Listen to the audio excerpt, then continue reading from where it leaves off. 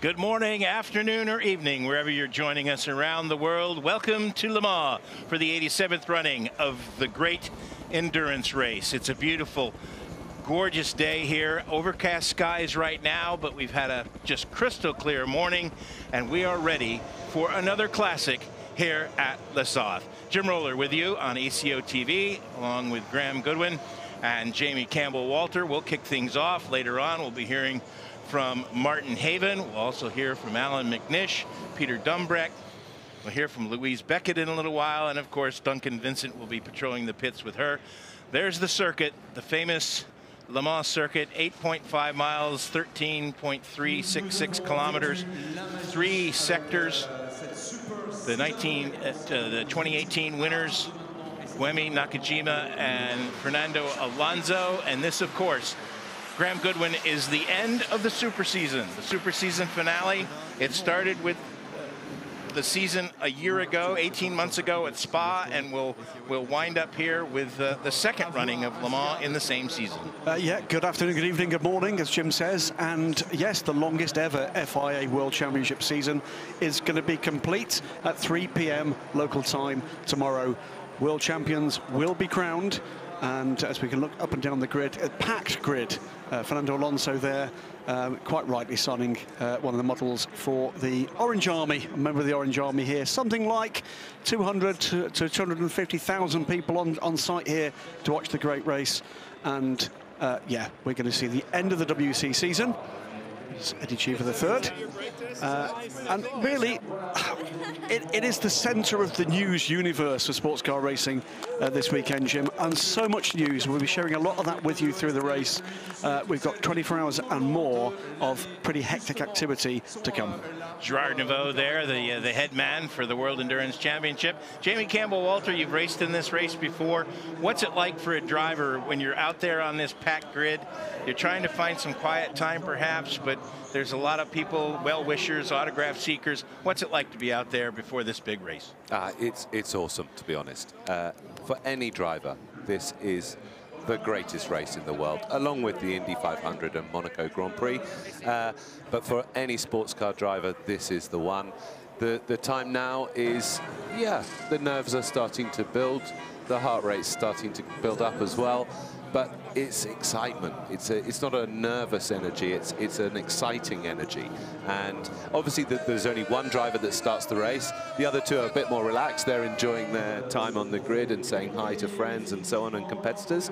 But the guy starting, especially the front guys, the pole position guy, he's thinking, okay, I got to be safe. I got to get through the first lap, through the first few corners without any incidents. It's a long race. It's not one at the first corner, of course. So, yeah, exciting times. There's the trophy arriving. You saw some of the celebrities that are on hand. This is always a star-studded event. Includes, of course, the honorary starter for the race, Her Serene Highness Princess Charlene of Monaco, in amongst that group. And the Grand Marshal here is Hurley Haywood. Fine piece of Tota heritage there, carries the trophy back. Teams are lining up. We're about 4 minutes away from the French national anthem. The tricolor is being spread out there on the front of the circuit as the trophy arrives. My first trip here in 2000, I actually got to touch the names on the trophy. And it's Alex Furtz is at the wheel of that fabulous Tota Celica Cabriolet. The youngest ever winner? Yes, he still is. Yes, he is. 1996 in a Yost Porsche. That's correct. Yeah. That's correct. And then again, obviously, in 2009 with Peugeot. That's right. Now, we do have the possibility of that record being broken today in the P2 category because of young Philip Hansen. We do. I think is guiding by a couple of months. Well, 19 years old still, Philip, and joint youngest man in this race with Julien Andlauer. Both of them share a birthday. They'll both turn 20 just a couple of weeks' time on the 5th of July. There's Pierre Fillon with the trophy as Hurley Haywood walks out. Hurley has lifted that trophy more than once in his career. First time, of course, in 1977 with Jürgen Barth and Jackie Ickx. We saw Jackie Ickx do a parade lap in the number 6 Ford that was the winner in 1969. Couple big anniversaries this year. The first ever win by Ferrari in 1949, 70 years ago, and then, of course, 50 years ago, the win by Ford. Last overall victory of 4 straight by Ford. There you see the Serene Highness Charlene on your right. Don't forget Aston Martin as well, 1959. Their winning car is here this weekend, and they're going to be hoping to do likewise again in GT Pro. They sit on the pole, and fantastic news from them that we will be seeing Aston Martin back in 2 seasons' time in the top class here with, in their words, at least 2. Trust me, it's going to be more than 2 Aston Martin hypercars. Next bit of theatre we're going to get, and that's going to come very soon, is the handing over of the ceremonial flag. And as we've seen in recent years, that's going to be done in spectacular fashion, gentlemen, right before our eyes. That's right. Jean Todt also on hand, the head of the FIA. There are the championship leaders in Pro-Am, in GTE Am. All the mechanics are texting each other. Good luck, exactly. And there are pole sitters in the Am category. They'll be going off 45th overall, but they are the top qualifiers, out-qualifying their teammates. You see there by just a couple of tenths of a second.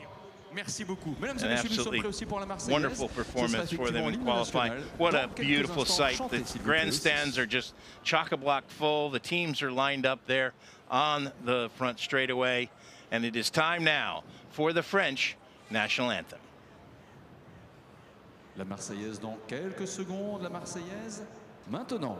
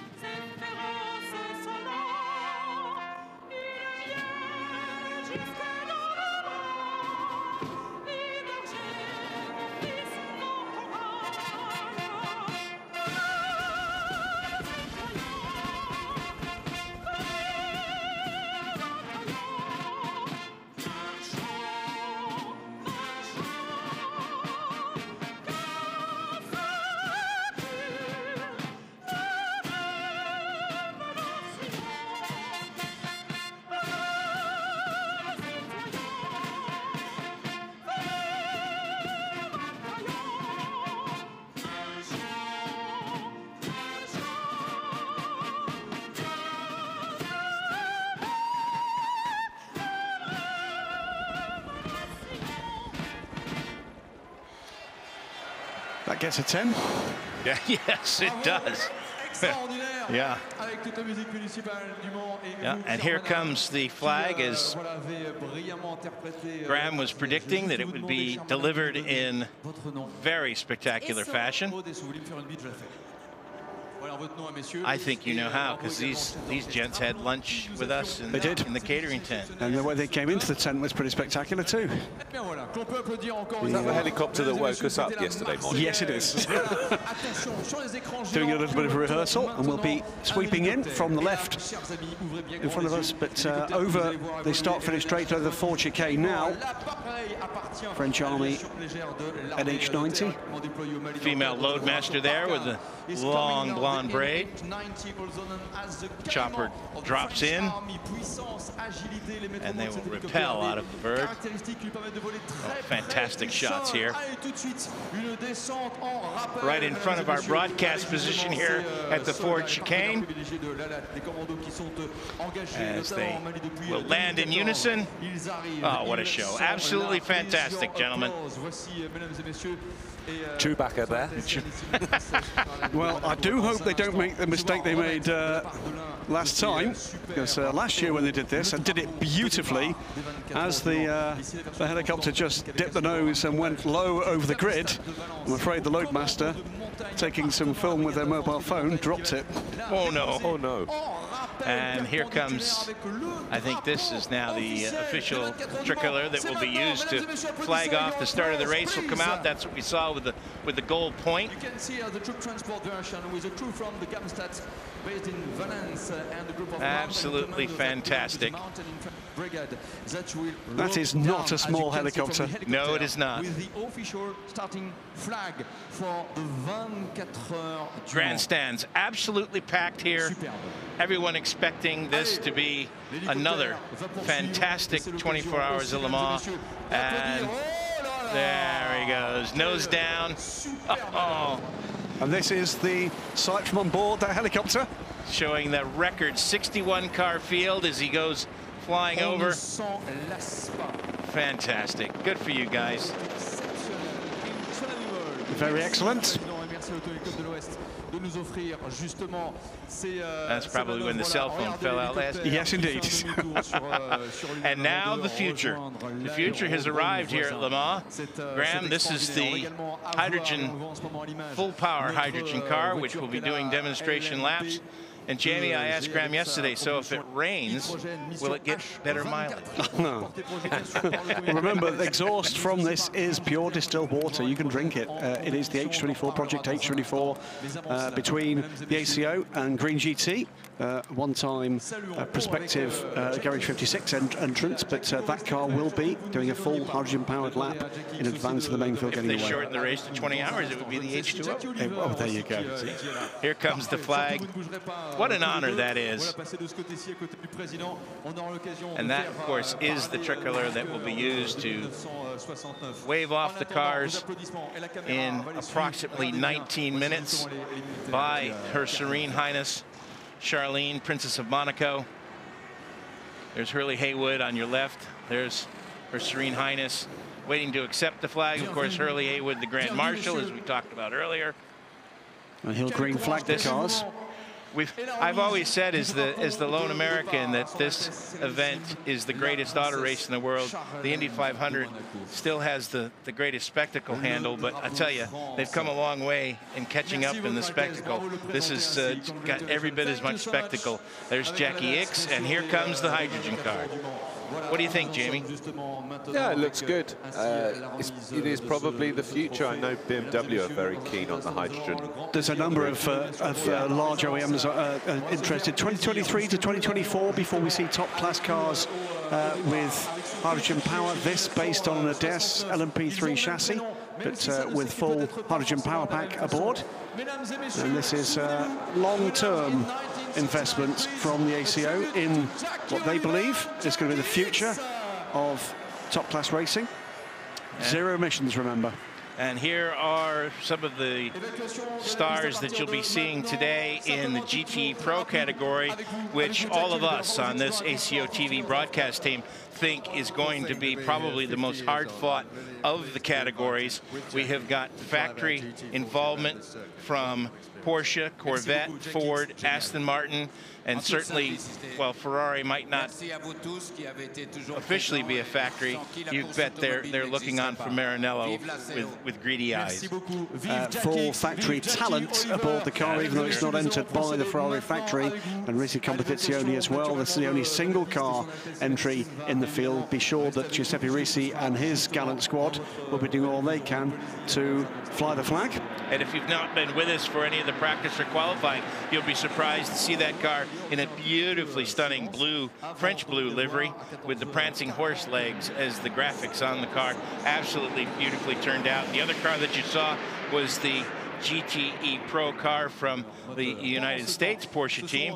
Here's the Corvette #3. Jan Magnussen making his 20th start in the 21st start actually in the Great Race, and his 18th for Corvette, as Corvette is celebrating a 20th anniversary of its own, racing 20 consecutive years with the C5R, the C6R, and now the C7R. Great stuff, and well, we know that the road car that will replace the C7 will be unveiled in just a few weeks' time, and and I'm sure we'll be hearing about racing plans for that car. About mid-July, I've been told. Yeah, absolutely. 4GT. Mid-engined. Mid-engined. Yeah. 4GT, and will be making its final appearance in factory hands at the Le Mans 24 Hours, and it's been a fantastic history for that car, winning in 2016. And then, Jim, pole position. Our pole sitters, the Dane train, with Darren Turner. He's an honorary Dane, isn't he? There's nothing like a Dane, and Darren's nothing like a Dane. We were talking about it yesterday, weren't we? How Aston Martin, this car is 5 seconds quicker than last year. A brand new car, obviously, last year. Nicky Tim, nicest guy you'll ever meet. If you follow him on social media, though, you will see a completely different beast. He is, he's a cheeky boy, isn't he? But it's great to have those kind of characters in any form of racing. I love having Nicky around the paddock in British GT and European Le Mans Series we've seen him before, and of course in the World Endurance Championship. The technology is fine, the noise is wonderful, and visceral, but it's the personalities that make this sport. It's more so than anything else. It's so much nicer than Jamie was involved, right? Yeah.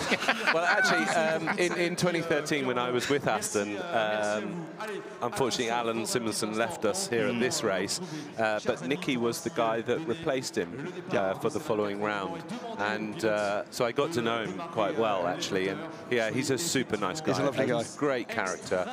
And I wish them all the best, Aston. It's great to see them on pole position. Taking a look now at some of the teams that'll be competing in P2. You were going to finish your time? Let's have it. Well, here we go. This is second place car on the grid from Dragon Speed. Remember, there is a championship to be won here, and they are in with a shout after taking their first WEC race win in the class at the astonishing 6 hours of Spa-Francorchamps in amazing weather conditions. Fernando Alonso gets a last-minute goodwill. On the verge of becoming only the second man to win the 24 Hours of Le Mans, the